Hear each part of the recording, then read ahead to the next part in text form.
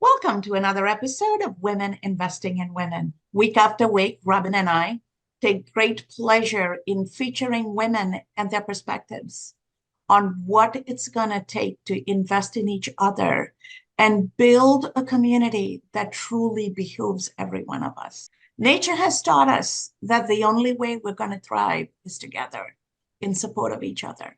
And yet, in most societies, for different reasons, there is such a sense of competition and therefore no support and real sisterhood as women show up in the world.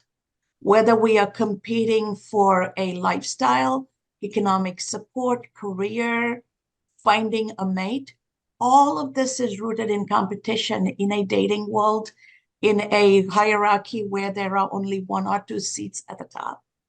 And how do we change the paradigm? And as we change the paradigm, how do we as women need to show up so that we can be true to ourselves and take a page from the boys' book so that the girls can create our own play?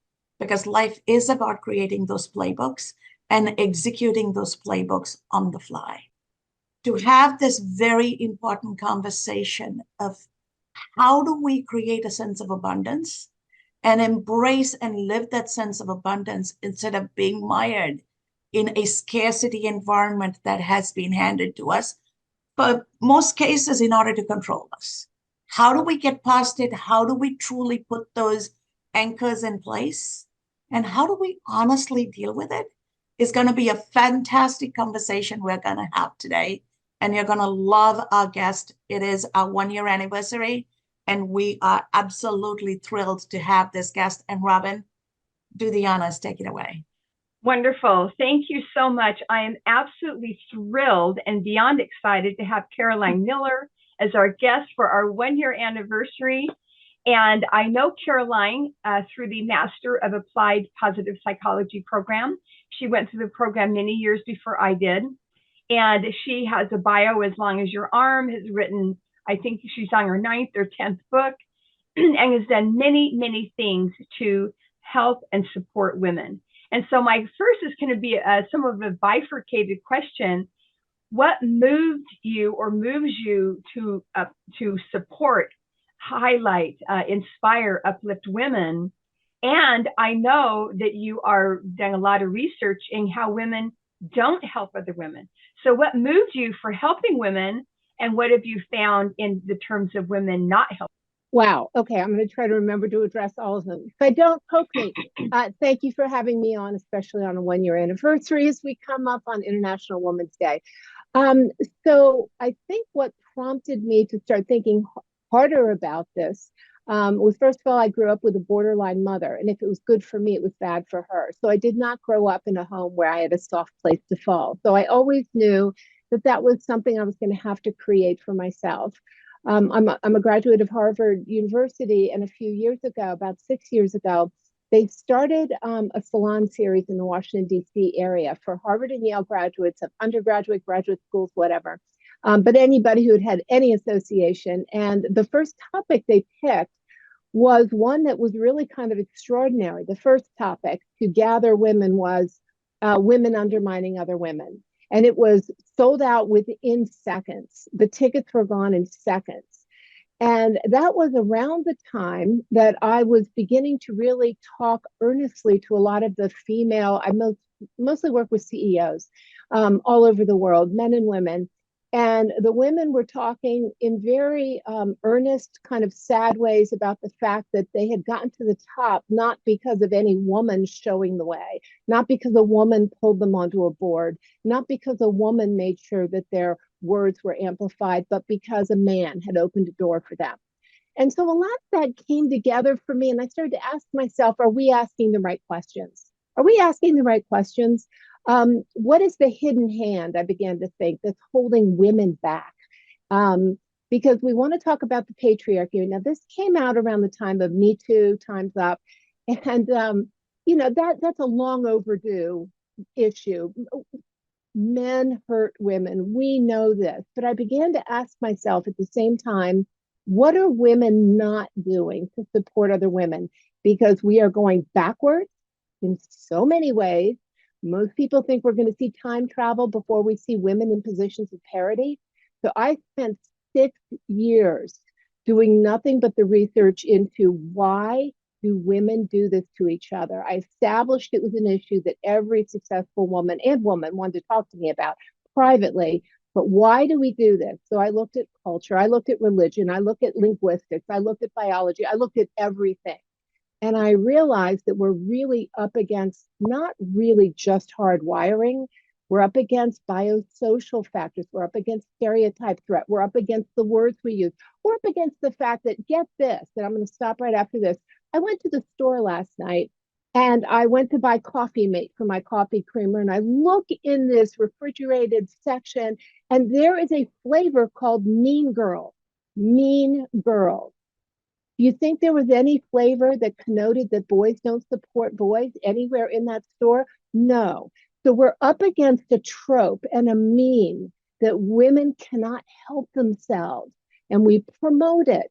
And it's out there in plays and shows. And now Coffee Mate creamer. And that's just one of the reasons I believe this is the hidden hand we're not talking about. And there's a lot of very powerful reasons why we're not allowed to talk about it. That is very, very deep and very real observation based. And I love what I'm hearing as a immigrant woman who has come into the United States from a culture where the woman is the head of the household, the man marries and walks into our home. We are economically independent. It is not something I grew up around, but it's something I have had to learn to adapt to. And what you're saying resonates for me. And what we are seeing today is built on so many other things that were put in place as, if we take, for example, United States, as the US as a society was built, right? So women didn't have the right to even open bank accounts and manage finances till the mid-70s. Yeah. And by the time it translated into reality, it was the 80s. Yeah. So women were set up to be controlled and depend on a man for their entire economic well-being. And on top of that, overlay the dating culture, and girls are raised to look pretty and snag the richest guy. And that is the success of a girl. And even the toys you're given to play is guiding you there instead of growing into your own person. Where do you see some of these ancestral trends coming in? And how do we break that cycle? Because it has to be broken. It has to be broken. I did come up with a solution, which is why I started talking about it. So there are a number of things that we can point to that cause this. One is culture. In Sri Lanka, in the Masu tribe, in Southwest China, in an island off Estonia, there are women who have all the power. And in those communities, what you see are women who stand up straight. Believe it or not, it goes to how you stand. Look each other in the eye. Don't tear each other down. But then there's these linguistic things like words like cat fighting. There's nothing comparable to that around men. Dog fighting is actually a positive. We've got the mean girls. We've got the movies. We've got the culture. There is no word in the English language or in 99% of the languages that connotes happiness that somebody else got what they wanted. And I finally, after 15 years of being called to action to try to find this out, I found there was a word in Yiddish, and it's untranslatable, and it's firgun. It means joy in another person's joy. So when a word doesn't exist in a culture, the behavior doesn't either. So that's one thing. We have got honor killings in many societies led by women against younger women who had dared to speak up. And I would encourage everyone to please go see the movie To Kill a Tiger, which is up for an Academy Award. Netflix just signed a distribution agreement. I went and saw it the other week, and it's about a father's allyship with his 13-year-old daughter who was gang raped by older men, including a family member. And he went up against his tribe, his culture, and all the laws to be a man who stood by a woman and said, this woman needs justice. And because he did it, the laws have changed. But the women in the community all told the father and the mother that the 13-year-old daughter should marry one of her rapists because she had already lost her honor. So we are up against some of these old taboos in some cultures. But one of the most important when I go back to the United States, because I did spend so much time looking at the research and the book that impacted me the most. If anyone wants to know the research on this topic, go read the book, Woman's Inhumanity to Woman by Phyllis Chesler, who is arguably the #1 researcher on why women don't support other women. She founded the APA Division on Women in the 60s. She was a leader in the women's liberation movement. And she was told by all her feminist friends, don't touch this topic. You will lose all of your support and credibility. And she did it anyway. And that's why I decided to write my book too. She gave me courage. But one of the things we find in this world here is what's called biosocial theory. Women are believed to only be good women if they are in roles that are affiliative, cultural, bringing women together, harmony. Now, some of that's hard wiring, but the one area in the workplace where women have made zero progress is in agentic behavior. In the last 30 to 40 years, this is the one area where women have made zero progress, and that is in being seen as ambitious and goal-directed and going after things. And you know who the #1 people are who cut them down? When they dare to post on LinkedIn, when they dare to put something on Instagram that they're proud of, the #1 people who go after them is other women. They have created stereotype threats. So why is this? And I'll just stop after I tell you one thing. So just a couple of weeks ago, I found out that my 7th book, Getting Grit, was named one of the top 25 books in the world for helping people find their purpose. It was right up there with Eckhart Tolle and Oprah and, Elizabeth Gilbert. And I was like, wow, this is amazing. I was so surprised because that book was rejected by everyone. It was only grit that got me to write it, and Angela Duckworth's support, which was really nice. Talk about a woman supporting a woman. And so my social media team put it on Instagram a couple days ago, actually. And I want to tell you that got the fewest likes of any post that's ever gone up. Now, why aren't we talking about that? And it's because when women dare to be proud of themselves, when they dare to negotiate for themselves going into a job, when they dare to do anything that's about them being bigger and playing bigger, they pay for it. And they pay for it at the hands of men and women.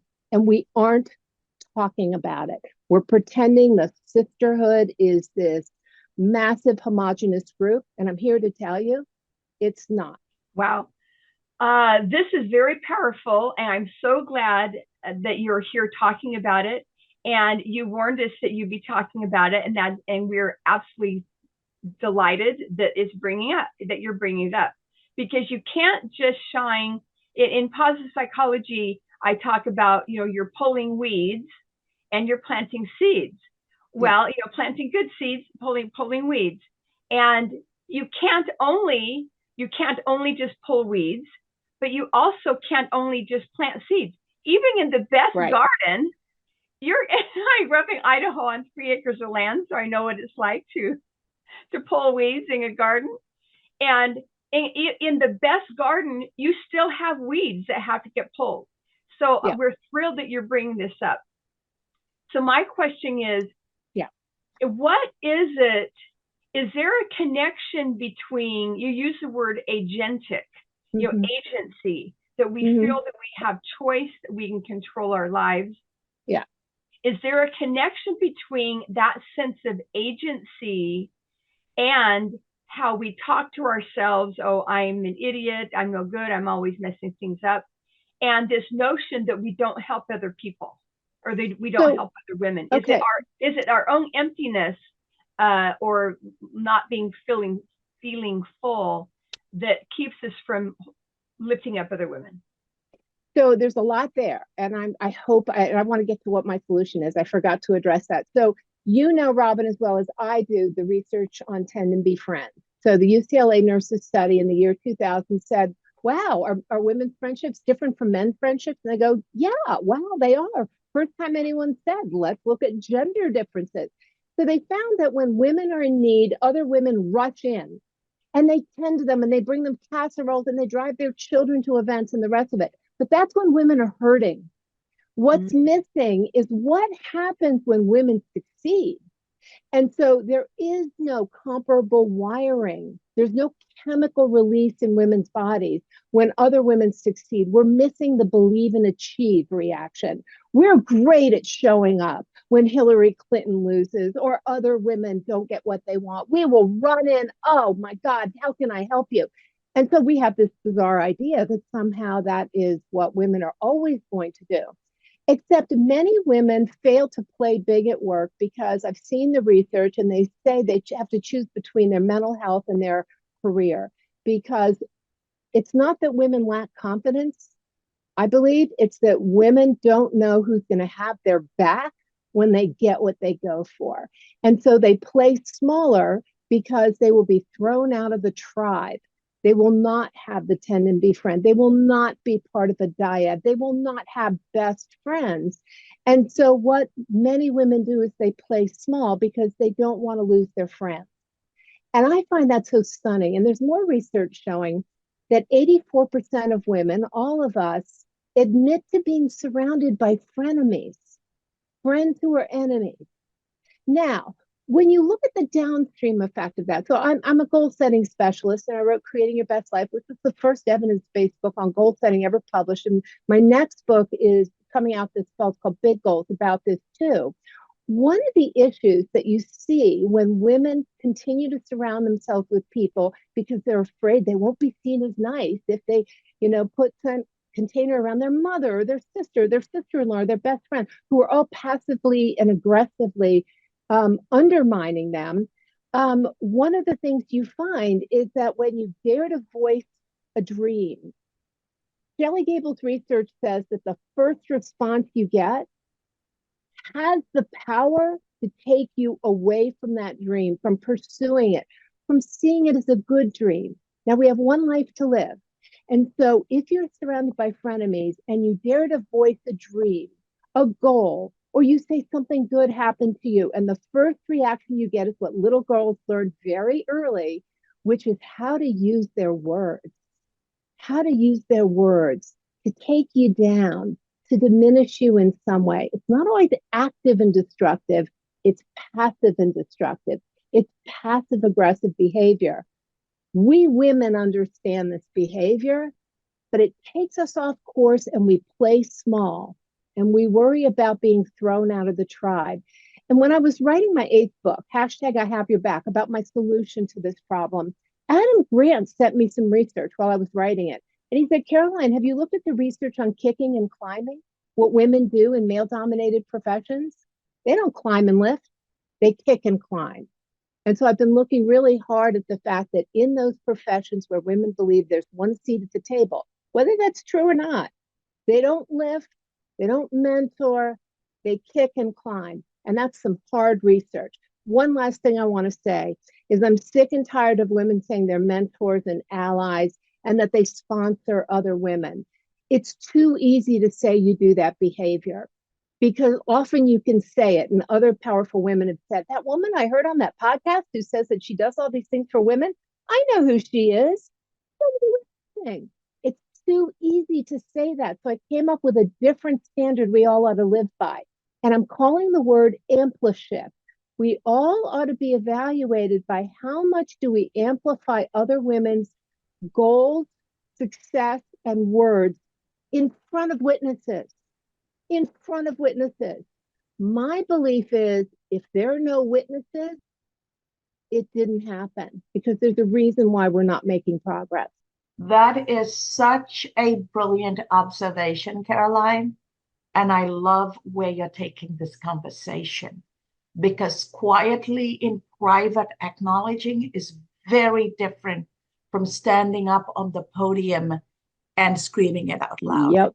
And Robin and I started this podcast to change that so that we bring week after week, woman after woman, not only amplify her voice, her message, her journey, but then ask her to bring the other women she has brought along.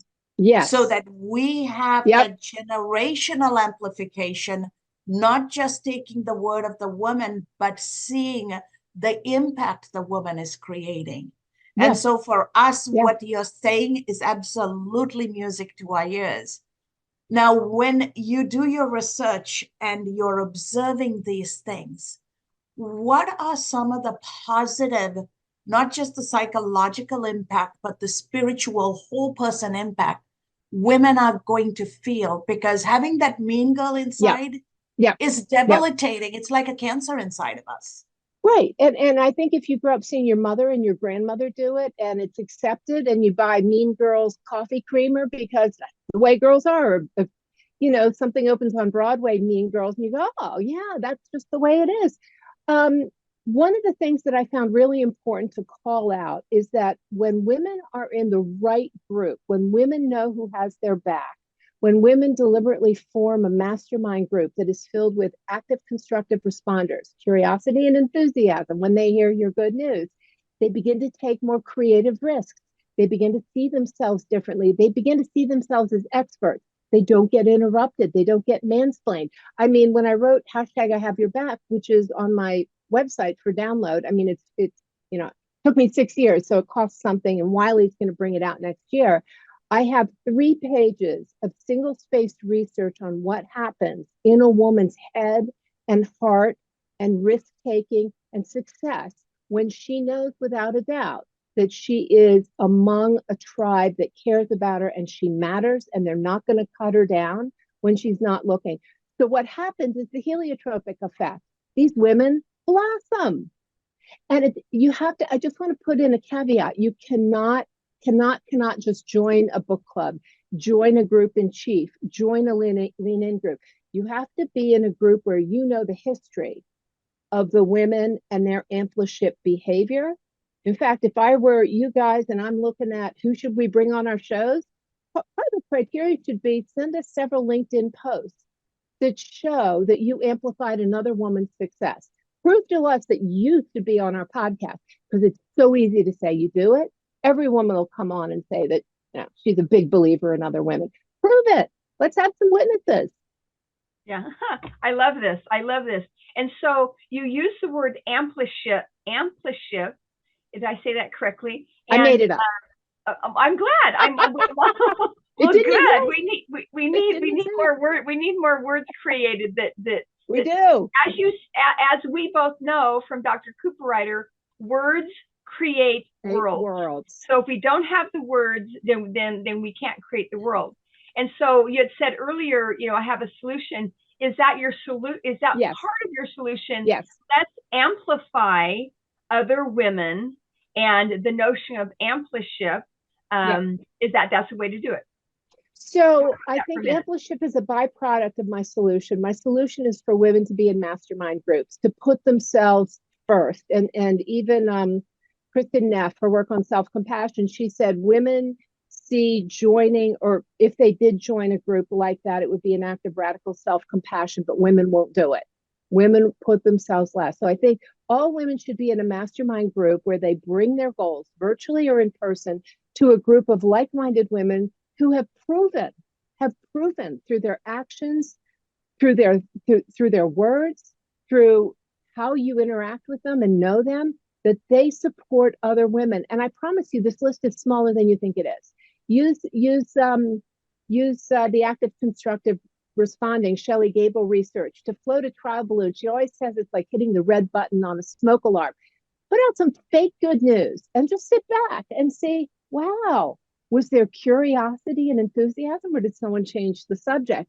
Find out who these people are, and do not allow yourself to get assigned to a group within an organization that's taking your money.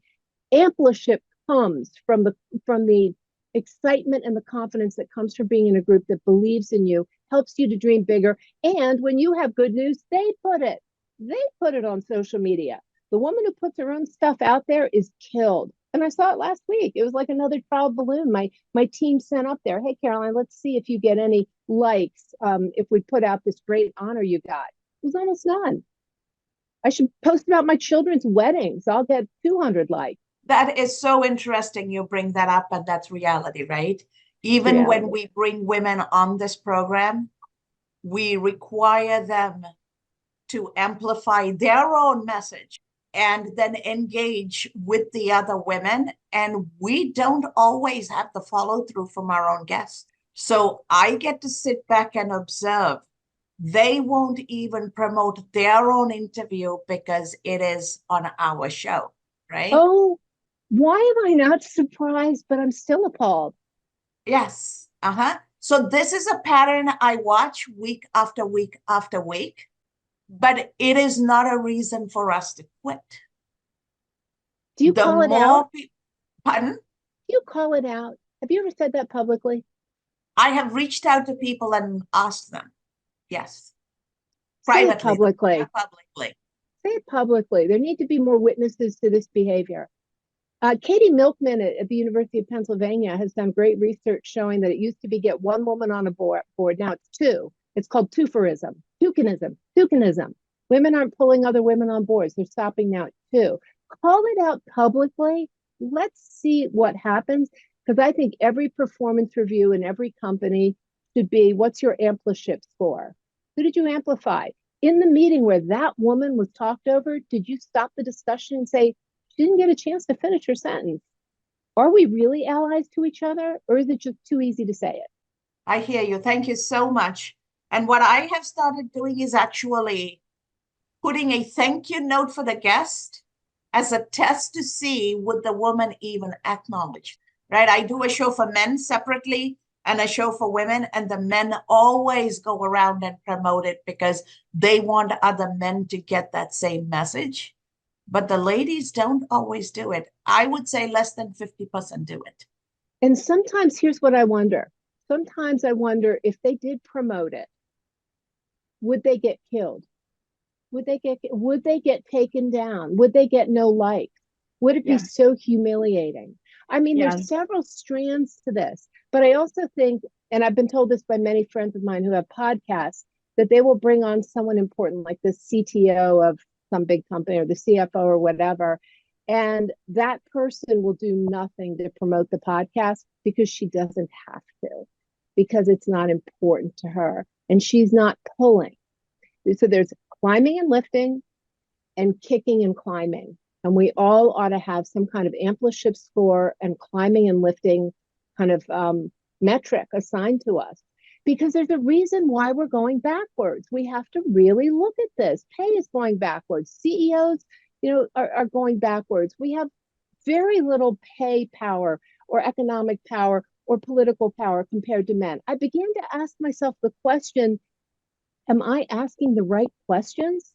Are we just going to point to men? I'll just stop after this one thing. When Andrew Cuomo, the governor of New York, was accused, and I think it was pretty credible, of sexual harassment, who turned against the two young women in the office who were sexually harassed, whose careers were destroyed?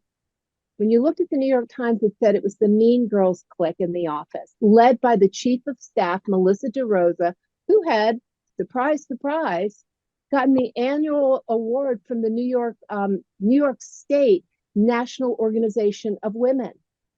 We aren't calling this behavior out. We're living with it because, hey, it happened to me and I survived.